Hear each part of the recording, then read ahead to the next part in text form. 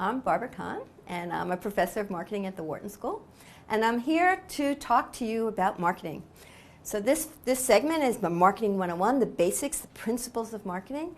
And my focus is going to be on building strong brands, because of course the essence of marketing is to have a very strong brand. So let's start off with the first question, a very basic question, but maybe not as obvious as you might think, which is, what is marketing? And I'm going to argue that marketing is the study of a market. So what's a market? A market is an exchange between two partners, frequently a buyer and a seller, but marketing also applies to nonprofit or things where there isn't necessarily money being transacted. But what you need for marketing to exist, or for a market to exist, is to have an exchange. And what I'm going to argue is that what marketing means is going to differ as a function of different aspects of those exchanges. So let's look at the basic exchange. You have one buyer and one seller. And I'm going to give a very simplified view to make a point. No markets are ever quite this simple, and I'm going to look at the two extremes just to make my point here. And the real markets are somewhere in the middle, but you'll see when I start defining this that it's very useful to use this kind of simplification. So if we think of an exchange between buyers and sellers, on one extreme we could have what's called a seller's market. And in the seller's market, what that means is the seller has a product, and if you want that product, you have to come to the seller. So the seller has all the power. The opposite of that would be a buyer's market, where there's lots of competition, a lot of products out there, and the buyer has the power. And what I would argue, and I think would make sense to you too if you think about it, is marketing should not be the same in the seller's market as in a buyer's market. So in a seller's market, what marketing tends to be is what we call product-focused marketing. You have the product. If the customers want it, they're going to come to you. In that case, you should develop that product to the best of your ability. You should innovate in that product. You should try to reduce costs, and you should really focus on the product. Your business objective in a product-focused market is to sell as much as you can. And profitability from a product-focused market is going to come from volume, selling as much as you can. In the past, when we've studied product-focused markets, we've shown that profitability is tied to market share. So market share becomes your business objective. And why does market share increase profitability? Because the bigger your market share, the more your revenues. And the bigger your market share and your volume, the lower the product cost, and hence profitability. Higher revenues, lower costs, more profit. That's really the goal of a product-focused market.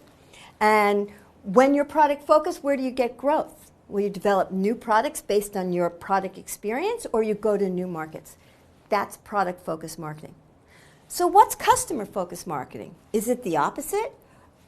And the answer is going to be no, not exactly. In fact, it's quite a different type of marketing. Let's think about it. Customer-focused marketing means that I need to focus on the customer to get that customer to buy from me rather than the competition. Well, what's the best way to get the customer to buy from you rather than from the competition? The best way to do it is to look at what that customer wants and deliver a product that meets the needs of that customer. So whereas in a product-focused market, I'm the expert and I create the very best product I can based on my expertise, in a customer-based market, what I'm going to do is look at what the customer wants and try to create product to meet that customer's need. That's a very different point of view. Some people call it inside out is product focus, and outside in is customer focus. Okay, so now we're going to look at what the customer wants to deliver value to that customer. But think about it. What does the customer want? Well, the first question is, well, which customer?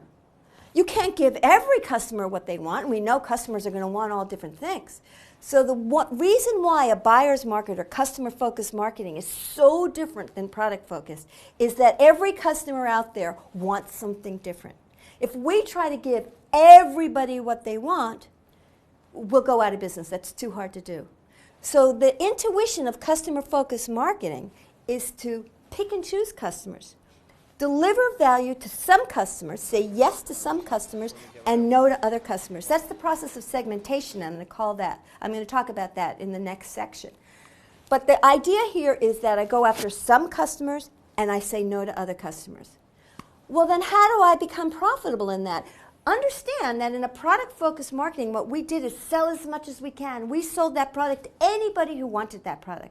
In a customer-focused market, we're saying no to some customers and yes to others. So how do we make that profitable? And the answer is you pick and choose the customers you want to deliver.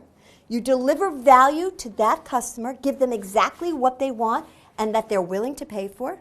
And where the profitability comes from is not from volume, but it's from creating value.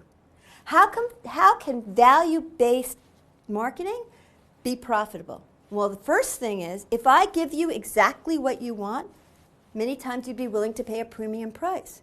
Then the profitability comes in, not from reduced costs, which we saw on the seller's market side, but from increased price premium. If you give me exactly what I want, I'll be willing to pay a higher price for it. So that's one way.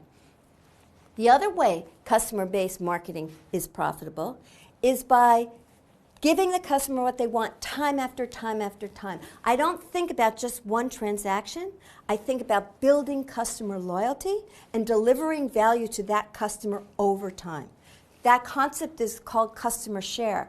Rather than market share, where I try to get a little bit from everybody, the idea of customer share or share of wallet is that I go after a more narrow market and try to get more from each of those customers' wallets. And it turns out that loyalty is if you do it right, can be very profitable. And why is loyalty more profitable? Because it's the cost of delivering value to the customer. When I'm doing a customer-based marketing, it's actually quite expensive to give the customer exactly what they want. Once I figure out what that customer wants and I deliver it to them the first time, it's cheaper to deliver it to them time after time after time. So it's more difficult and more expensive to acquire new customers, but it's cheaper to retain those customers over time, and that's where the profitability comes from. It comes from loyalty. The other thing, if you're thinking about building share of wallet in a customer-focused market, is that I not only sell one product to you, I think about other things that you might need, and I try to cross-sell around it. Let me give you an example of this notion of cross-selling. If you've ever gone into a Gap or some jeans store and you go to the cash register and you buy a pair of jeans, the cashier or the person behind the counter might say, oh, these are very nice jeans. Do you think you'll need a belt with that? Do you think you'll need socks? That's the notion of cross-selling. So I'm selling other things to you besides that one specific product. All of these are the idea of increasing customer share, and that's a very important part of customer-focused marketing. Give the customer exactly what they want. They'll be willing to pay a premium price for it. Give them what they want and keep delivering value over time. They will stay loyal to you, and they'll buy over time, and that's more profitability. And if you understand their needs, you can not only sell them one product, but you can cross-sell other products that may also meet their needs. So in a customer-based market, where profitability comes from is premium price, loyalty, and cross-selling. Difference between seller's market says you focus on the product, on what the customer does well, and you push that out. And in a customer-based market, you focus on the customer, what the customer wants, and you deliver value to the customer better than the competition. So that's the basic difference between product-based marketing and customer-focused marketing. Now, in today's world, the marketplace has changed even more. What's changed?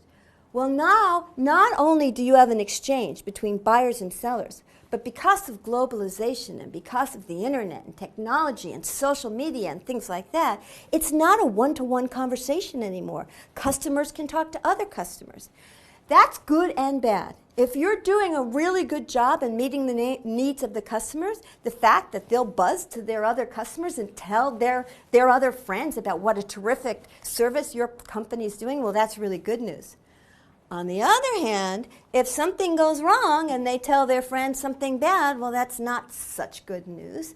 And so you have to be really careful in every transaction with the customer now that you deliver not only value, but that you deliver a top-notch customer experience.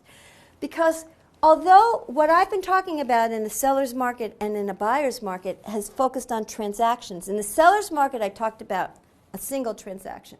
In a buyer's market I talk about transactions over time or customer loyalty. But in a connected community, if your message is being transmitted by customers to other customers, they talk about the customer experience. What do I mean by customer experience? Let me give you an example.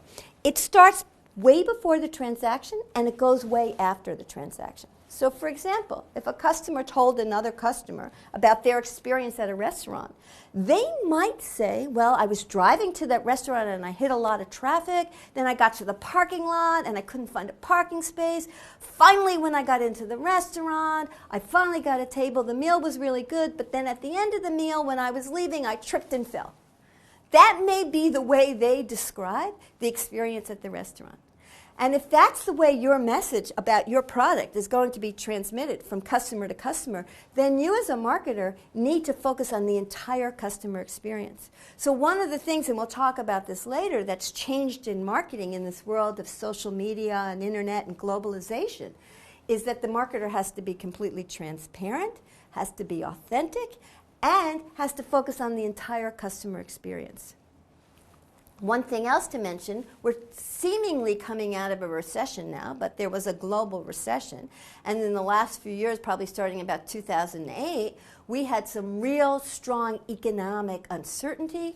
There was a lot of scandals going on. People became skeptical of marketing. Marketing had some bad names, the financial services industry. People lost trust. And so with all those changes in the economic environment, there's been a focus, again, in marketing, and marketing now has to focus on authentic, genuine customer value. In order to be profitable, you not only have to deliver customer value over time and in an experiential way, but now, because of the tightness of the economy and the uncertainty there, you really have to cut costs and figure out a way to deliver value in a very disciplined manner and be very flexible to changes in the marketplace. So let me just summarize what I've just said, the different types of marketing orientations. There's the product orientation, where you focus on the product and you persuade the customer to want what the firm has. There's the marketing orientation, where you persuade the firm to offer what the customer wants. That's a customer-focused approach. The experience orientation says that you not only think about the transaction and think about the transactions over time, but you try to manage the customer's entire experience with the firm. And when times get tough or customers stop trusting markets, then you need to remember to build that relationship based on authenticity, on trust, and on discipline. And what's the difference in these different types of markets in terms of what you offer? In a production orientation, you're focusing on product innovation, but also reducing costs. So you tend to see generic products and standardization. When you're focusing on customer value, you see differentiated products. And we'll talk about that when we talk about brands also, how you position your product to meet the needs of the customers better. In an experience orientation, you look at experiential value, and when you're going to that tight discipline mind frame or mindset, you look at genuine value. And what's the competitive, sustainable competitive advantage in each of these markets? In a product orientation, the bigger companies win because they tend to have larger market share and lower cost is a big strategic advantage. In a marketing orientation, when you're focusing on the customers, the companies that do the best are companies that really know their customers, that can deliver quality, and that have a lot of customer data and know how to use that data to deliver better value. In an experiential market, you look at transformation. The customer becomes a co-creator of the value, and it's really making the customer and the product one kind of overall experience. And in a trust orientation, the sustainable competitive advantage are the companies that you trust. And that means you've had a long history with them, they're transparent, and you trust them over time. And what are the measurements of profitability? In production orientation, as I mentioned, market share is tied to profitability. In marketing orientation, it's share of wallet or customer share, customer loyalty. In experience market, when you're looking at customers talking to other customers, we start measuring social networks and buzz and word of mouth and referrals. And in a trust orientation, we really focus on reduced costs.